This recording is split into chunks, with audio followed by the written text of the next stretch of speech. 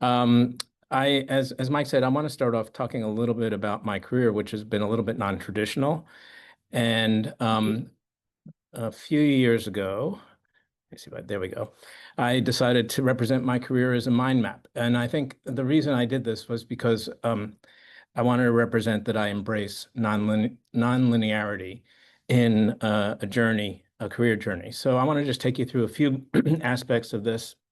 Maybe it'll be informative. I know that there are some students in the audience that hopefully will at least maybe think about things a little differently, perhaps. So I started my medical training in Boston at Harvard Medical School and Beth Israel Hospital. I trained as a cardiologist, and during my cardiology fellowship, I completely retooled from a biophysicist to a genetics and genomics person, thanks to an American Heart Association Buer Fellowship.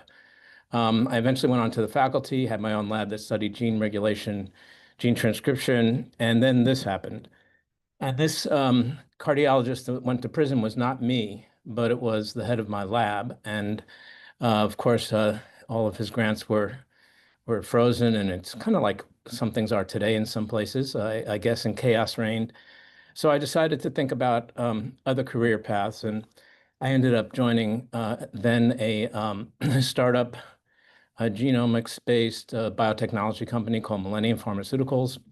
Um, I joined as a senior program director and became the vice president of molecular medicine.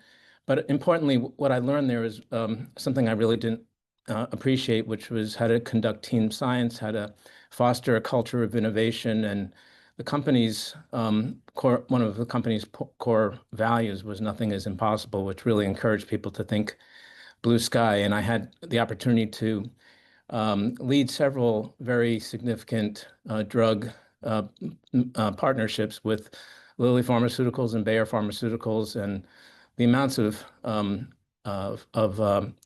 funding that these had were far greater than any grant I was able to get when I was back at Harvard. I also really helped the company think about its personalized medicine strategy. And in that, realm, I founded the Personalized Medicine Coalition, which is still a vibrant 501(c)(3) not-for-profit in Washington, helping to define policy and legislation that will blaze the trail for personalized and precision medicine to become clinically relevant. And probably most importantly, I was involved in the development of a drug called Velcade, or bortezomib, which at the time was a drug for treating multiple myeloma, and then it went on to be an important drug in a number of lymphomas. And it was really a fantastic opportunity to be involved in something that affected the lives of so many people. I decided to move back to academia about 20 years ago.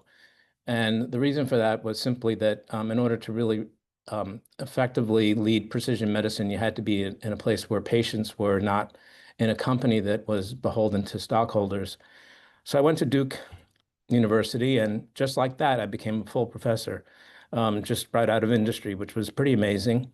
I led a center for applied genomics and precision medicine that has elements that I think are similar to Kelly's Institute for Genomic Medicine, pretty broad and diverse, and also went into fields of digital health and healthcare implementation of genomic medicine. I also spent some time building bridges between the School of Engineering and the School of Medicine, leading a new program called MEDEX that was really a way to foster entrepreneurship. And I founded three companies, one Predigen, which is an infectious disease diagnostic company focused on host RNA profiling for diagnostics. Mitri and You is a family history software company that delivers family history data and captures family history data directly from patients and transmits it back to their electronic health record. And Caprata is a smart toilet company, basically converting human waste into data. Unfortunately, I had to divest all of those when I joined the government, but that's the way it goes. So I went on to, while I was at Duke, I spent a lot of time developing relationships and being part of the NIH. I was on the advisory council to the National Human Genome Institute. I was on the board of external experts for NHLBI, the Heart, Lung, and Blood Institute. I was a founding member of the advisory council for NCATS. and then eventually joined the advisory council to the director, who at the time was Francis Collins, who you can see here, playing his guitar. And it was through the advisory committee to the director that I became very closely tied to the All of Us research program, because it was during that tenure that All of Us was essentially the concept was found, and then it was the white papers to create the roadmap for the program were written. And through that, I think Francis invited me to apply to the opening for the chief medical and scientific officer for All of Us. So that's effectively my journey to get to this point. So today I want to tell you about the research program and hopefully encourage those of you that aren't familiar with it to play a role, particularly as researchers, but maybe as participants as well. And I'd like to start with a video that is really a visual representation of what we've been building over the last 5 or 6 years. And I think will help fill in the blanks along the lines of the data that I'm going to show you just after the video. Let's see if this works.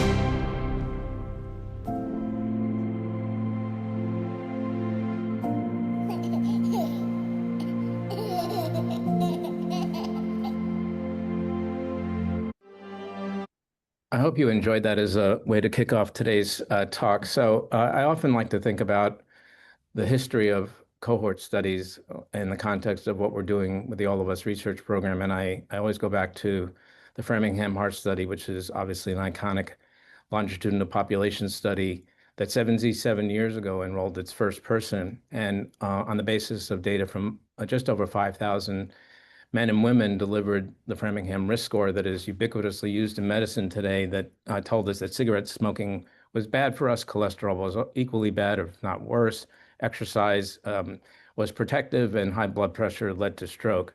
But it wasn't just the development of the risk score that is impressive about Framingham, it's the implementation of that risk score into clinical practice, which over the last several decades has resulted in a precipitous decline in the rates of death from heart disease, stroke, and as well as other aspects of cardiovascular disease. And this, like I said, this is with 5,000 individuals studied over a period of about 12 years before that seminal publication in 1961.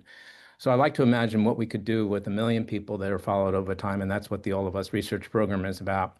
We're branding ourselves as the America's Health Research Platform, accelerating discoveries and driving breakthroughs, creating efficiencies in the way that research is conducted through partnerships with 1 million people, building a data repository that is very close to second to none, if not one of the most diverse on the planet, and using that as a magnet to bring researchers from all dimensions of the life sciences ecosystem to carry out research and deliver breakthroughs that will ultimately impact the field of precision medicine and the lives of particularly people in the United States. And this has been our journey over the last almost 10 years now. President Obama announced the Precision Medicine Initiative in his State of the Union address. The program launched in 2018. The data browser was launched in 2019. Our workbench was spun up in 2020. And in 2022, we delivered the first of a series of data to the workbench, including nearly 100,000 whole genomes. And in 2023, we augmented that to 245,000 genomes. And this year, about 2 months ago, we delivered what we call our curated data repository version 8 with over 400,000 whole genome sequences and other data that I'll show you. This has really been a very rapid pace for us to deliver an enormous amount of data to the researcher community. We currently have 852,000 or more individuals across the United States that have consented to be in the program. Over 50% of them have donated their electronic health records, and nearly 3/4 of them have contributed biospecimens to our biobank. And as you can see, we're enrolling participants from all the 50 United States, as well as some of our territories, in California, where you guys are, has been responsible for the lion's share of our enrollment. And it's been really terrific to watch the Southwestern United States really play such an important role in this program. So I said this a few minutes ago, this is a little bit more detail on the data types that we've delivered. What you see in pink is the release in 2023. We call that Curated Data Repository version 7.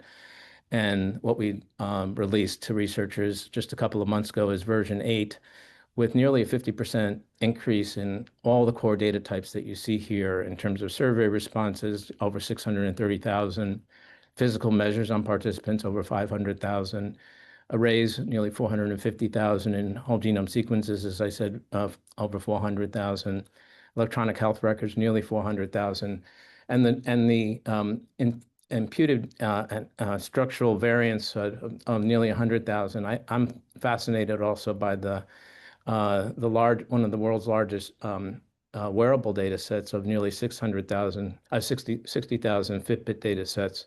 And you can see on the right, even though it's a small number, 2,700 long-read data sets are now available, and that will go up to close to 15,000 in the next release, which will take place in early 2026.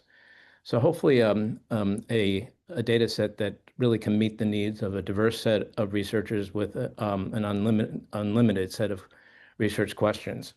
This is just an example of a survey that we launched in 2023 called the Mental Health and Wellbeing Survey. It's divided up into 2 modules: behavioral health and personality, and emotional health, history, and well-being. And the data that you see here that was released in the last version in January is really that was acquired from our participants in the first few months of 2024 and then curated towards the release. So you can see nearly 100,000 individuals, and this number continues to grow, have provided us data on their mental health and personality phenotypes. If you've been to our website or been to our workbench, you know that we have several tiers of access. The public tier is available to anybody with a data browser. You'll see, I'll give you a web link at the end, but you can see aggregated data snapshots. You can use our browser to do some preparatory inquiries about research. You can use our Survey Explorer, which we encourage people to do, both to see the kinds of questions that we ask in the surveys of our participants, but also if you're interested in conducting your own studies, we encourage you to download and use our surveys, so there's opportunities for data harmonization. And a research projects directory, which you can use to search, well, effectively, what are people working on? And you can learn about people that are working in your space, that are doing complementary research, possibly as a vehicle to establish collaborative opportunities.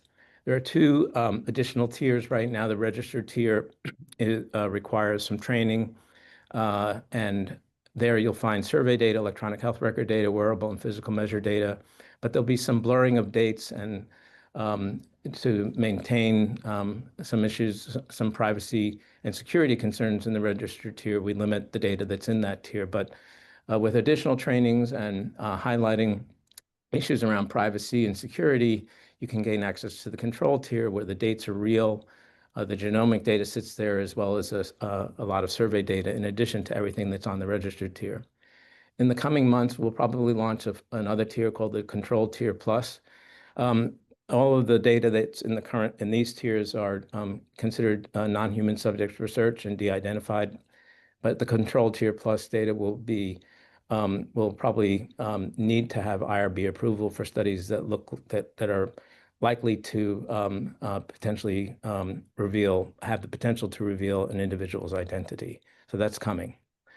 If you're at the public data browser through a website, this is a screenshot of something you'll see on the right. In this case, I did a search on Alzheimer's disease. This is actually an older version, but you can get the counts using ICD-9, ICD-10, ICD-10 and SNOMED codes in these bar charts on the lower right.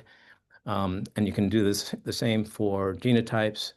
You can get some basic demographic distribution data on any of these EHR or EHR phenotypes or genotypes from whole genome sequencing and arrays. And this is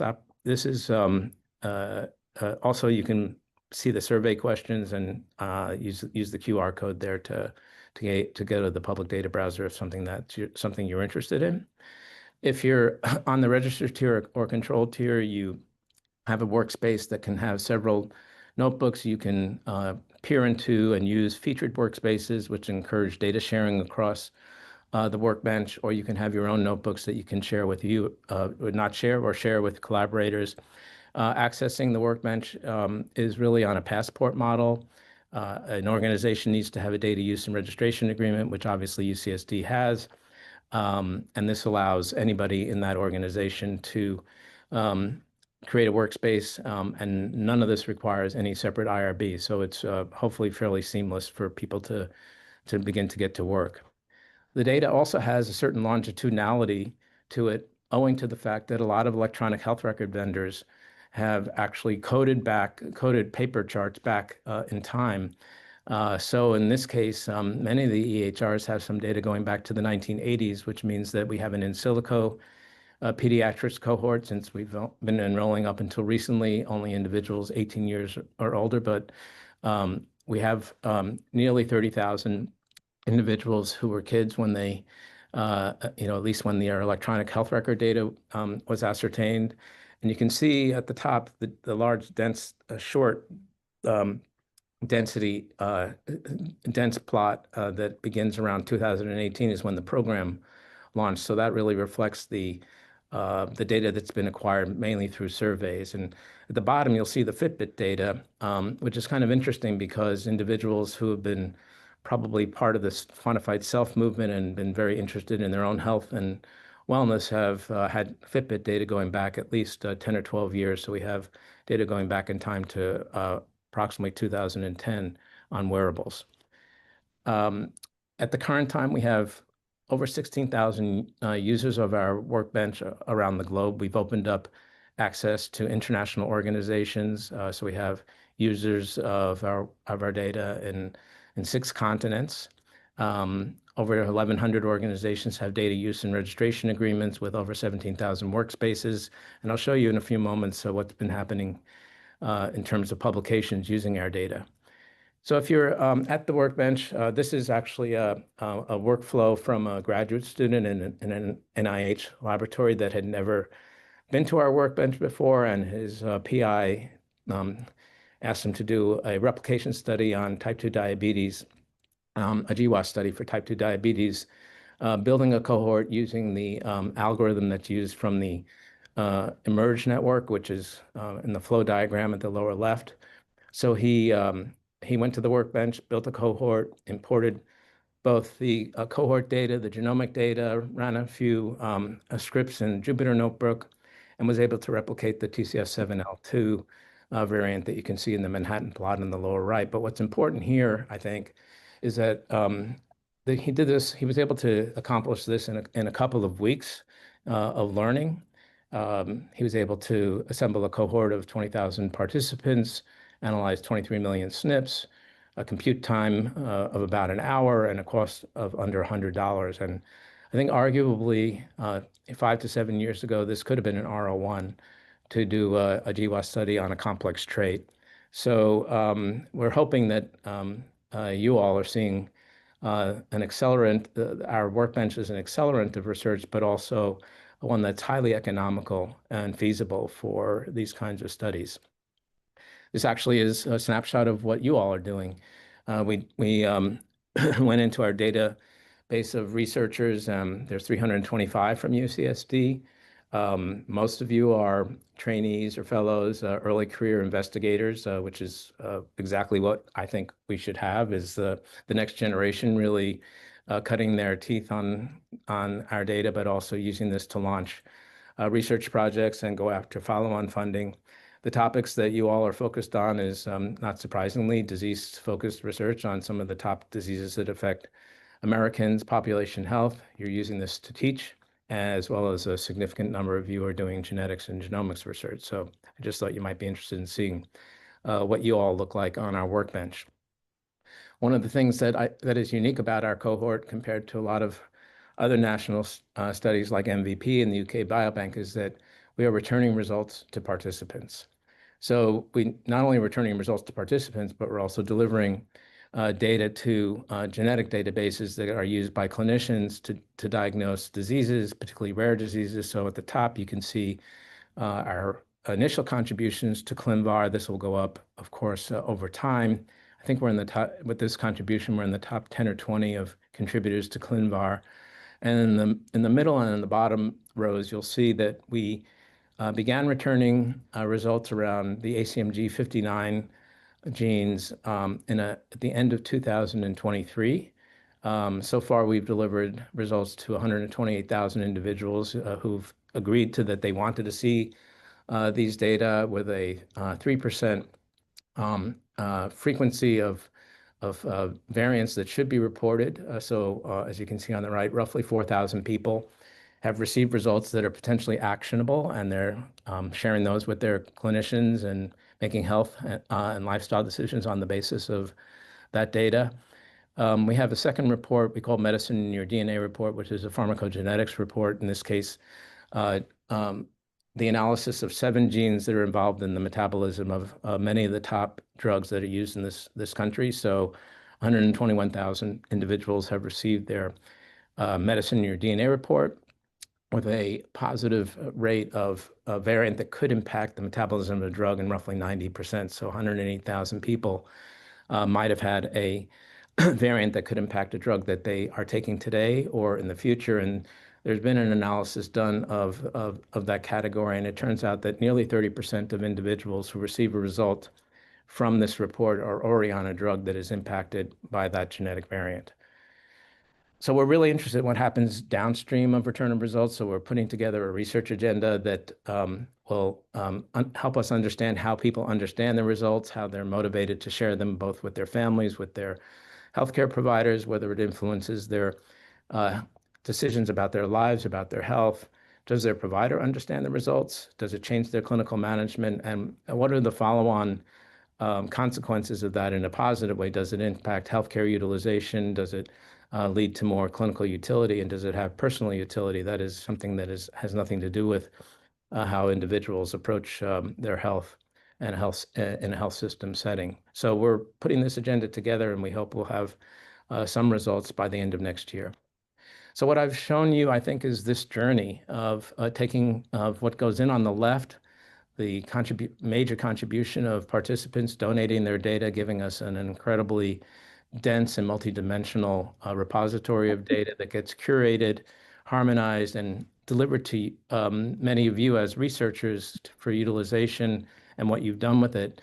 And in addition to which we think we're having an impact on individuals' lives through the return of results that I've just shared with you. One of the things we're committed to is also building tools that will enable the researcher community to do great work and to maybe accelerate their work. So this is an analysis that is available now. It's called All by All. And what that means is essentially the associations of all 1.1 billion genetic variants that were in the data set from CDRV7, the 245,000 whole genome sequences were associated with nearly 8,000 phenotypes that are distributed across the genetic ancestries that you can see at the bottom. An individual phenotype had to have at least 200 counts per group in order to be included in this analysis, and the result is a massive amount of data that shows genome-wide association studies, as you can see on the right, for just for all the variants in the data set, or the converse, the phenome-wide association studies that deliver information on what genes are associated with them. So as an example, this was something I put in dimensures just as an example. You can see this Manhattan plot that shows a striking association on chromosome 19 in the ApoE and C1 genetic locus, and you can drill down, as you can see on the right, into the genetic architecture of the variety of genetic variants that are contributing to these signals. So if you Google all by all and all of us, you'll find the links to access this immediately. We're delivering a browser for this tool sometime in October or November, but it's there. So you should be able to use it and find things that you wouldn't have to do your own GWAS or PWAS to do. I hope you find it valuable.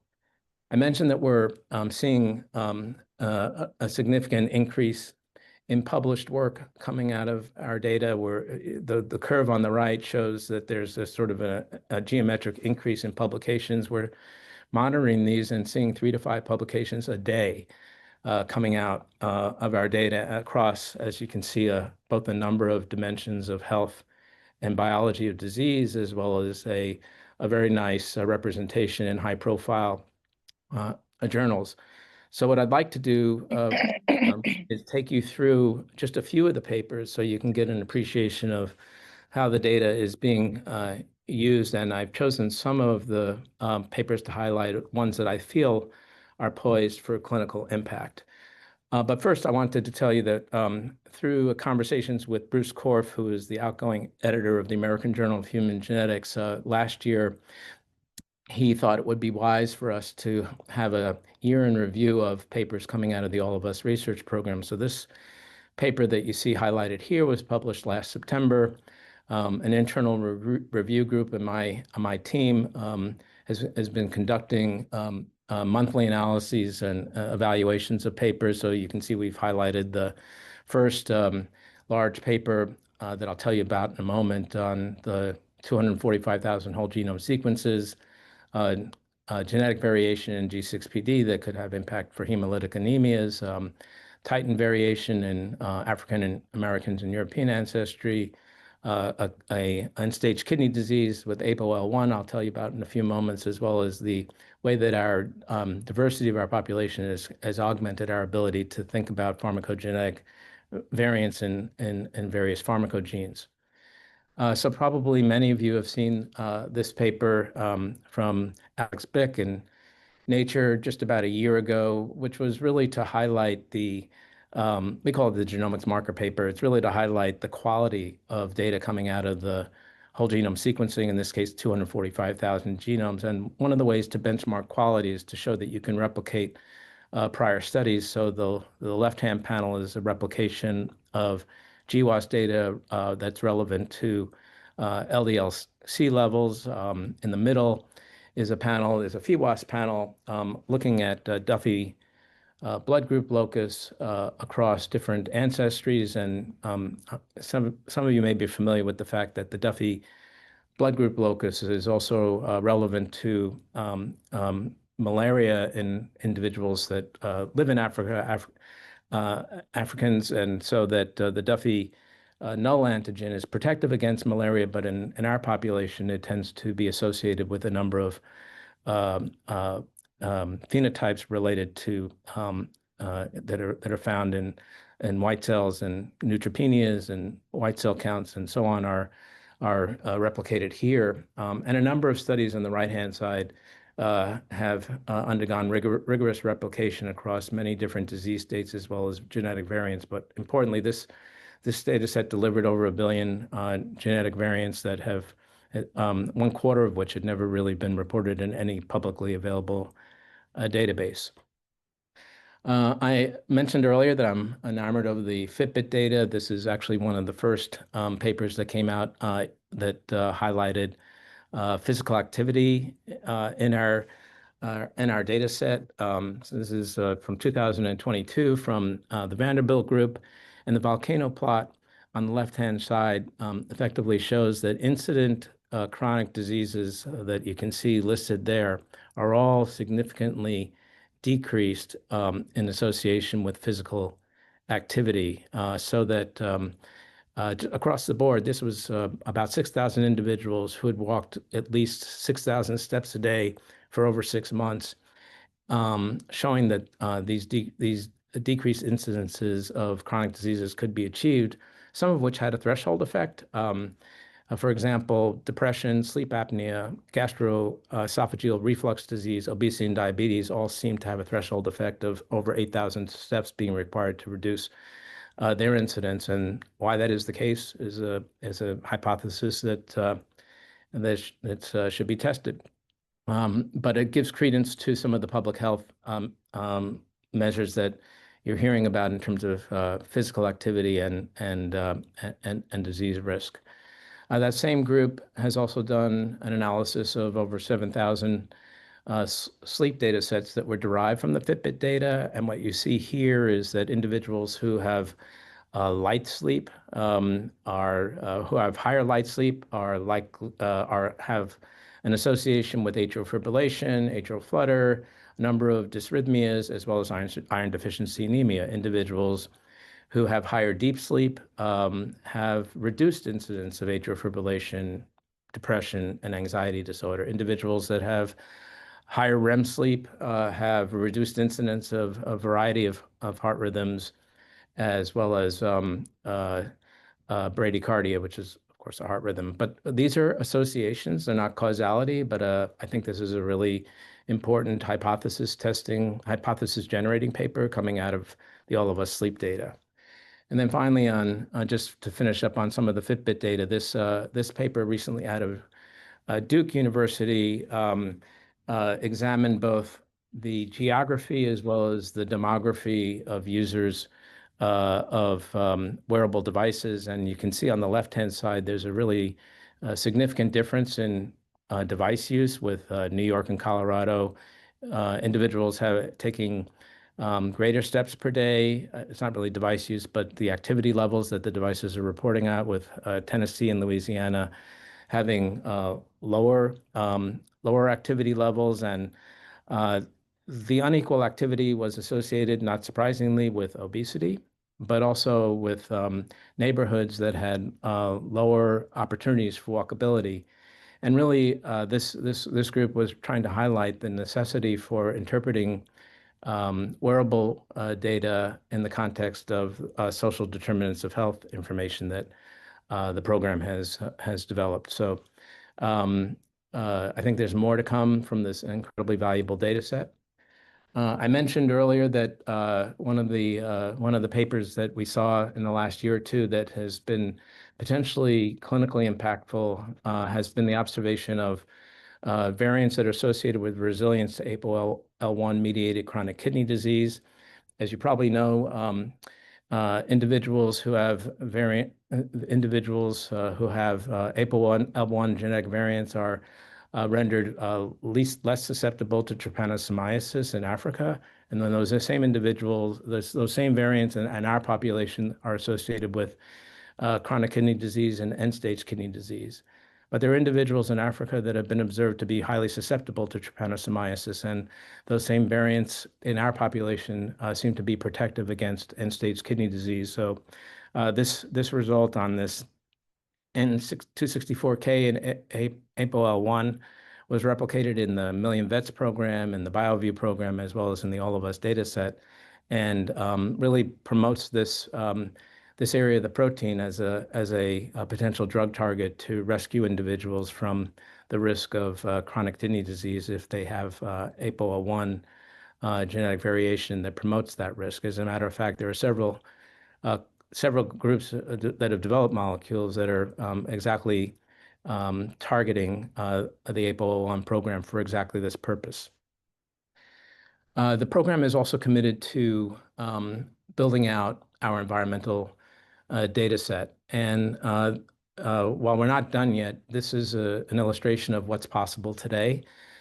Some observations have suggested that lithium is potentially an anti-cancer agent, or at least reduces cancer, may reduce cancer risk. It's been shown in vitro to inhibit cell growth and proliferation. So these researchers decided to look at three-digit zip in all of us and the association with lithium in groundwater. So the lower left-hand panel shows the density of all of us participants in the United States based on three-digit zip. So the coverage is pretty reasonable. This was in CDR-V9. I think the coverage is even greater now with CDR-V8. And on the upper panel is the groundwater data. Effectively, the data suggested that that higher lithium exposure in groundwater was related to lower incidence of cancer, which is a novel finding. Then again, will lead to other hypotheses that hopefully will pan out for both policy decisions as well as science that will lead to reduced cancer risk. Following on the theme of cancer, this was a study recently published on Lynch syndrome and highlighted the fact that Lynch syndrome is underdiagnosed on the basis of EHR data. So these investigators looked at all the variants in the locuses responsible for Lynch syndrome, for DNA repair and mismatch repair genes. In the upper panels, you can see, if you can see, the blue line indicates individuals who are carriers of these genetic variants have higher incidences of all cancers, higher incidences of Lynch syndrome associated cancers, which are colorectal cancers and endometrial cancers, and then highlighting the individual genetic variants and their associated incidences of cancer. In the middle panel, you can see that individuals that are carriers of Lynch syndrome genetic variants have lower disease-free survival rates, both for all cancers as well as for Lynch-associated cancers. And you can see the breakdown according to the specific genetic variants on the extreme right-hand side. And the bottom panel just highlights the fact that in combination with family history, there are even better predictors of disease-free survival for both Lynch genes as well as for the individual genes that make up this group. And then finally, just to highlight the fact that I know several of you are working on polygenic risk scores. We also have a significant amount of family history data, and maybe this is not too surprising, but in this research, the investigators showed that the combination of polygenic risk scores with family history was a better predictor of type 2 diabetes than either one of them alone. There's been a significant interest in using the All of Us data as a resource to recruit and enroll individuals in clinical trials, possibly accelerating the opportunity to make trials more robust, efficient. And so this group from Vanderbilt took 180,000 individuals and their EHR data and mapped that to the entry criteria for clinical trials that are in clinicaltrials.gov for over 18,000 clinical trials. And what this plot shows is that there's an excess of phenotypes that are relevant to clinical trials that are currently enrolling for, you can see, very high levels of individuals that have neuropsychiatric disorders, there are cancers, there is infectious disease. The main point is that as you are designing clinical trials or as other entities are designing them, we view the All of Us research program as a platform for rapidly identifying individuals that might meet your inclusion criteria and developing a protocol that will allow us to refer those individuals to your study and possibly accelerate enrollment and recruitment. So where are we going next? Everything I've shown you has really been based on the core data protocol and the core data that I highlighted at the beginning of today's talk. But we're developing a portfolio of what we call partnered research studies. Partnered research studies add new data to the corpus of data that we did not anticipate in our core protocol. So, for example, about a year and a half ago, 2 years ago, we launched a study called Nutrition for Precision Health. This is a sub-study of about 8,000 participants already enrolled in all of us who are getting dietary challenges, metabolomics response data to those dietary challenges. The microbiome is being measured, actigraphy is being measured, and that all in combination with the core data set is being used to develop individualized and generalized predictors of how individuals respond to certain diets and nutrients. A second study that is going to launch next Monday, April 28th, with UCSD as being one of the sites, is called Eyes on Health. And in this study, we're calling it a pilot because it's fairly small, only 5,000 individuals, but we're going to get color fundus photography, optical coherent tomography on these individuals with a specific goal of looking at features in the images as well as in the OCT data that are associated not only with eye diseases, but chronic systemic diseases. And there's precedent for that. So hopefully this is the beginning of a very large imaging part of our platform. A third study that was also launched earlier this year is using exposomics, which is a fancy term for high-resolution mass spectroscopy or metabolomics. And the idea here is to look for features in the metabolome or the exposome that are associated with incident type 2 diabetes. And this is being done in about 6,000 individuals. And there's a lot of precedent for the hypothesis that environment plays a significant role in the development and trajectory for type 2 diabetes. And we're hoping that we can expand the exposomics platform to a series of other incident chronic diseases that we have in our data set. And then finally, in terms of existing studies, we have another study called Exploring the Mind, which has been done in collaboration with the National Institute of Mental Health. Currently, we have 36,000 data on 36,000 individuals that have undergone 4 cognitive testing tests using an app that they can access at our portal. And the idea is to begin to have very definitive data on cognition that's associated with some of the phenotypes in the surveys and electronic health records, and of course, to also contribute to genetic studies. And our hope is that Exploring the Mind will be expanded to many hundreds of thousands of individuals in our data set over time. We have several other studies that are in the works. This is a pipeline that we hope that will be realized sometime in 2026 or later this year with NHGRI. We have a project called Phenotype to Genotype, where we're selectively recruiting individuals with particular genetic variants to come to the clinical center and get extensive phenotyping to really understand the consequences of certain genetic variants on different organ systems. We have a project also with the NIH Clinical Center to look at disability and health and functioning. So this is both a combination of a survey as well as a functional app that will help us understand better the consequences of having disabilities. And as this slide indicates, we already know that about 20% of our population has self-reported having some disability that impacts their ability to carry out daily tasks. And then finally, with the National Centers for Complementary Health, we're working on something called the Whole Person Index, which is a brief survey developed by the CDC, gives a more holistic view of a person's health, and it's something that could be rapidly ascertained, and we're hoping to launch that later this year. So I just want to close just with the value proposition for all of us research platform that I hope I've illustrated for you today.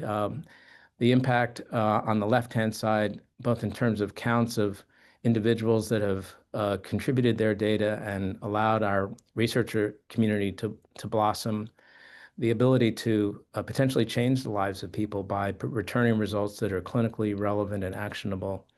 And I didn't say this, but we've seen all of us data or papers that have come out of the all of us data really begin to contribute to clinical guidelines, which for us is a very important demonstration of the impact of our program, in addition to the contribution to databases and diagnoses, as I mentioned. We think we're also changing the paradigm of research in terms of our efficiency to get you all on the research, access to the data in the shortest amount of time possible, and get to work and do it in a most cost-effective way. And we're, some of these statistics are ones that we're using to, make sure that our sponsors, the Congress, for example, understands how their dollars are going to work for them and for us. And then on the right-hand side, we think that being a platform for reproducibility and validation, rapid validation, both within the All of Us workbench, but also taking findings from MVP, UK Biobank, or even some of the smaller studies, and showing that we can help you rapidly reproduce findings from elsewhere to us is a very important way to contribute value to the scientific community.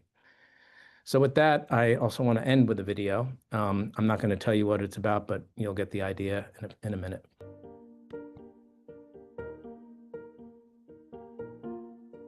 I think anyone can be a scientist. You just have to be interested and willing to learn and apply it to, the world around you.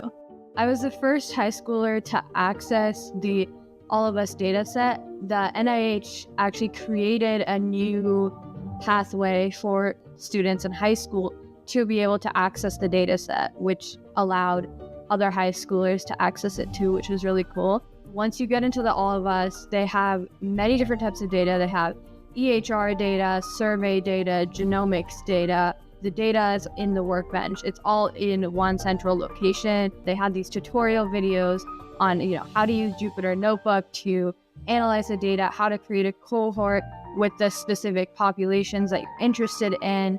And that was really helpful in getting started for me. We have a draft paper in progress that's being submitted to various journals with the results from our All of Us data to hopefully help inform health policy and other healthcare researchers. That is what has, encouraged me to go into this field of biomedical engineering. And I don't know if I would be doing that if I hadn't had this opportunity. I definitely do think of myself as a scientist.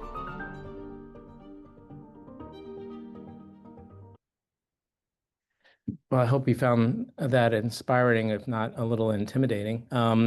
And I just want to close by thanking the people that have contributed the data that made all of this possible.